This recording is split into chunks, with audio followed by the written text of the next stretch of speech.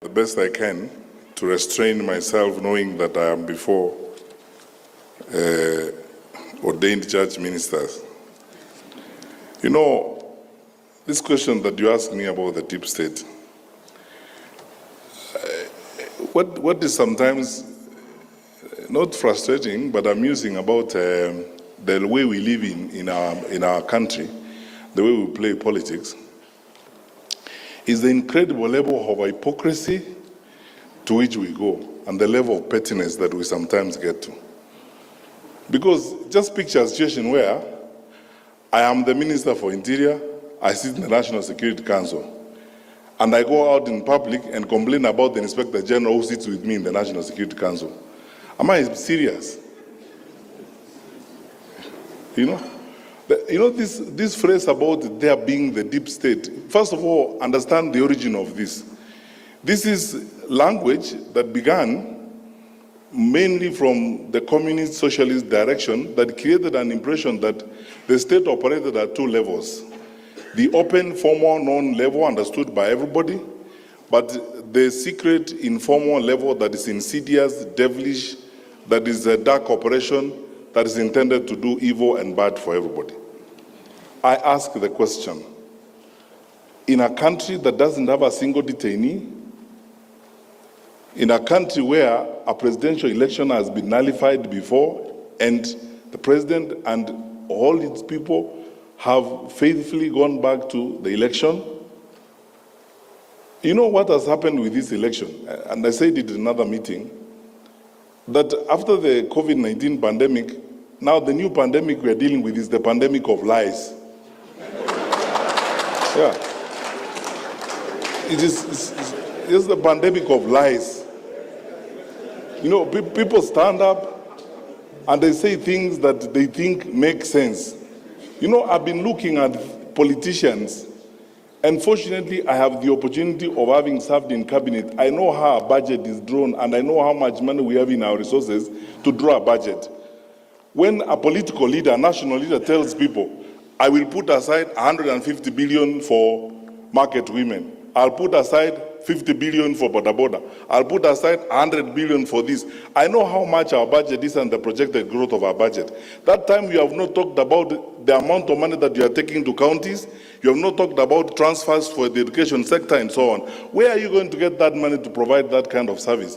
You're just lying to those people because you are telling them things they want to hear.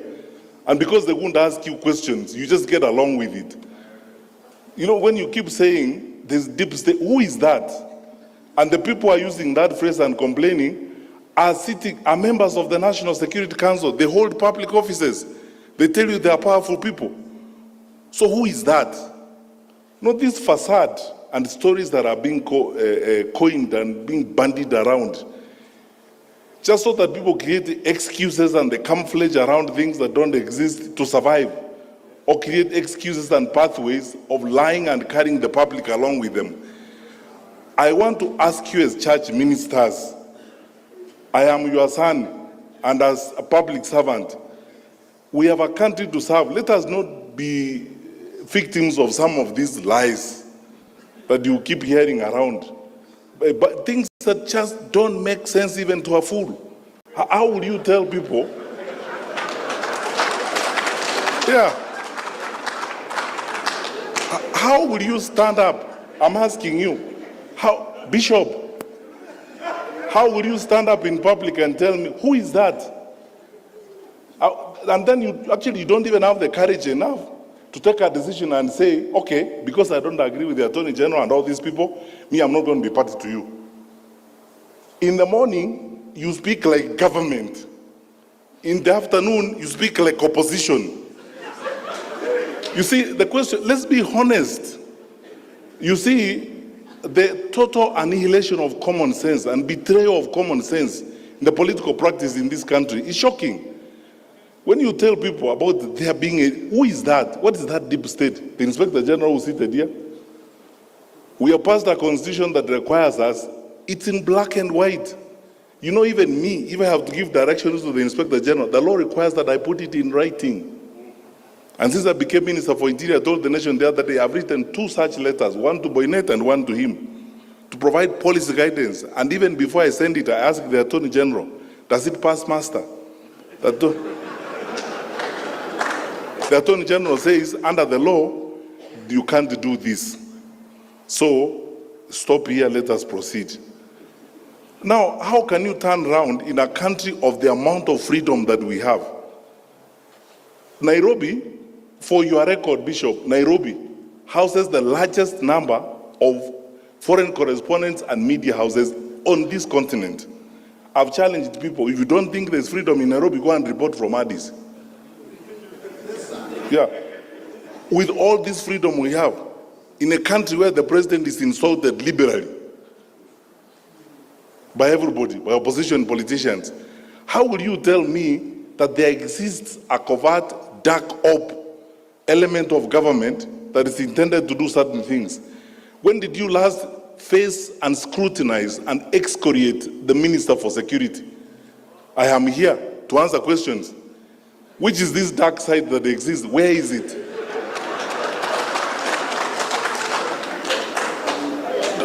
Don't be drawn. I'm telling you, don't be drawn to some of this. You see, we are unfortunate that we have a brand of leaders. I told you earlier that the narrative we need to be discussing about the future of our country is how we handle corruption and how we create an integrity system of managing our country so that the resources God has given us can benefit our children and our children's children. Now, instead of having that conversation, the artists, the political artists who want to avoid that conversation, they come up with all manner of excuses. Oh, there are people who hate me called deep state, and you sit with them daily. So when do they become deep? When they are with you or when they are not with you?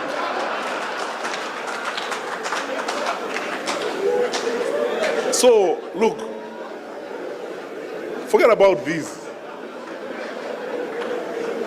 We run an open, transparent, accountable government. Our president, my boss, is probably one of the most liberal and open-minded heads of state on this continent. We are a responsive government. I am not aware. Tell me what you want to know about this government and where you want to go, I take you there. Do you want to go and sit in MC3 in Mutiambai's office and watch the patrol thing? And so on. When you ask questions, we will answer. But you see, to create campaign jargon, you know, this story of you must look for a way of creating some level of sympathy so that people can sympathize with you, that you are an underdog. So you create some phantom, some fictitious devils that are existent somewhere that are against you. And these devils are not described. So you use some communist type language and call them deep state. And say, you know, these people, they may be having the state, but we have God. God is for all of us. You can't have God yourself. So, Bishop, forget about this thing, my brother. Let's just go forward and build our country. That doesn't exist. Secondly, and that's why I say thank you for asking me this question, because I never get this opportunity to respond to these things. So I tell you what I think. I mean, if I wasn't before religious leaders, I would have even used a stronger language. Because this is petty, it's empty, there's nothing, it's hollow. People are just loitering around saying things that don't exist. Let them deal with issues. You know, I keep telling people, these elections are like an interview. You leaders have conducted interviews before, haven't you? So when I come before you, you tell me, Fred, good, you want this job? Yes. Where have you been? I tell you, I was headmaster there, I was this. You ask me, what did you do when you were there? How did you handle the students? What did happen? And so on. People are running around here who have held public responsibilities. They are not accounting for what they did when they were holding those public responsibilities. You are the religious leaders. The story of talents in the New Testament. What did you do with the ones I gave you first before you come for more?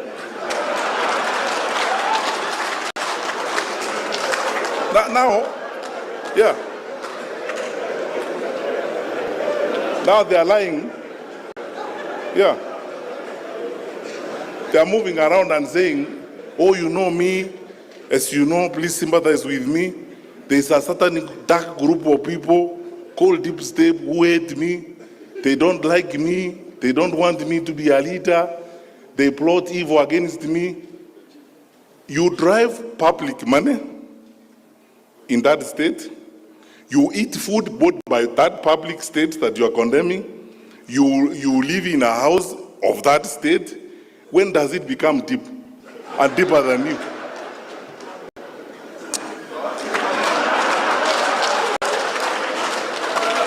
Forget about these jokes. Finally, you asked me, so I'm just responding to your question. You asked me, how are we okay if the president is involved? You know, sometimes I don't know whether to laugh or cry. Where do we live? We have to choose what we want. Do we want democracy or autocracy? We say, okay, we are a democratic institution. When did the president lose his democratic right? So that he's supposed to keep quiet because you are president, see no evil, hear no evil, say nothing. You are president. Yeah, when you try to say, we tell you, no, you are president, keep quiet. So, don't say anything. And you are not supposed to associate with anybody, you are not supposed to tell anybody. I have not heard my boss, our president, anywhere in this country, both in private and in public, telling anybody, this is a presidential decree, you must go this way. I've never heard him say such things. The president speaks like the leader of our people, like we expect all leaders to speak. In my view, this is what I think I would like would happen to our country. And you have the democratic right to agree or disagree with him. And nothing will happen to you, by the way, if you disagree with him. And nothing will happen with you if you agree with him. That's the country we are building. You saw President Obama, before he left office, on the campaign trail for the Democratic Party candidate. Did that happen or it did not happen? That is supposed to be the icon of democracy in the world. I mean, you have seen presidents who are leaving office on the campaign trail for their successors and so on. The president is expressing his view. To gag the president and say now, you see, sometimes I wonder, one group of society is saying, our president is our leader, he should therefore guide us. Then he wakes up in the morning, he says, okay, good people, me, I think this is the way we should go. Another group comes and says, no, shut up, you are president, don't talk to us. It doesn't work like that. Allow me please to use this phrase, let's not be pretentious. Let's be honest to each other. And let us not sacrifice common sense on issues like this. Everybody can express themselves. We are in a free society. Sasa tujenge nchi yetu jamani. Na tushirikiane. Rais wetu means well. When he says, he doesn't tell us, oh, from today I have decreed. I've never heard him say that. Yeah, anasema mimi kwa maoni yangu vile naona, this is how it, and you know, by the way, if he never gave any maoni, we'll also wonder, this one, he doesn't have a view about how we should go.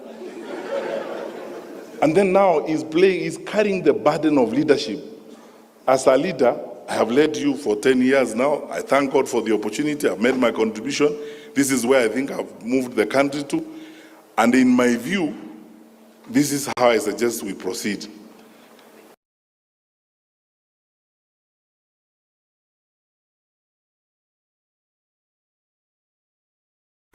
Secondly, I want to confess that when Joshua spoke to me about coming here, I first of all wondered whether I have anything to offer anyway, where a leadership discussion is happening. But he insisted and said I could come and say a thing or two. So I will not even read a speech. I will speak very candidly from my heart. First of all, for the organizers of this meeting, thank you very much. Conversations on leadership is something that we need to have, not just in our country, but across the continent. I thank the Lord that I've had an opportunity in the last 7 years to serve my country in the position of a cabinet secretary. During the 7 years, I've also had an opportunity to learn a lot about our country and work with fellow Kenyans and face tough times and tough decisions. And so I begin by saying this, right from Chinua Achebe, who was quoted here by Joshua Igara, to J.C. Maxwell, to as many authors as you like to bring in. The fact of life is this: human society, in whatever organization, whether it's in small groups, as families, or as society, or as a country, or as a region, we rise and fall depending on the kind of leadership we have. And therefore, for us, not just as Kenyans, but as Africans, this is a good time to talk about leadership. At the beginning of this decade, when in my previous life in the academy, we used to debate a lot, President Thabo Mbeki of South Africa came up with the African Renaissance and said, Africa is now being reborn, and Africa is facing new challenges and going to break new grounds. And everywhere, even international media began to scream that this is Africa's decade. And it was Africa's decade because we have probably the largest conglomeration of talent in the numbers of our young people, huge deposits of resources, and we are endowed in more ways than one and have the capacity to succeed. But unfortunately, I think, and I asked Joshua whether I could speak candidly. He said, yes, I can. Unfortunately, I think we have not effectively addressed the challenges of leadership we face in our continent, in our countries, and in our communities. And if there's anything I've learned the last 7 years I've been in government, is that we could do a lot more than we are doing if we actually addressed some of the challenges we have in leadership. We have very serious weaknesses in our leadership. Sometimes in our environment or even in our countries, I honestly think we spend too much time on politics, more time than we should. And this hurts the potential that we have to do great things. I do not know who cast us, but I don't know why we sleep and wake up thinking about things that will not move us to the next level, like belongings, where we come from, who we are. And half the time we are lost in debates on pettiness, and we lose sight of the big things that we need to do that could unlock our potential and cause us to succeed. So I will share just about 5 lessons I've learned in the last 7 years as a minister. One, to succeed as leaders, we need to master enough courage. One of my favorite books in scripture is the book of Joshua. And 11 times or more, because that's from the version of the Bible that I read, the Lord kept telling Joshua, be courageous,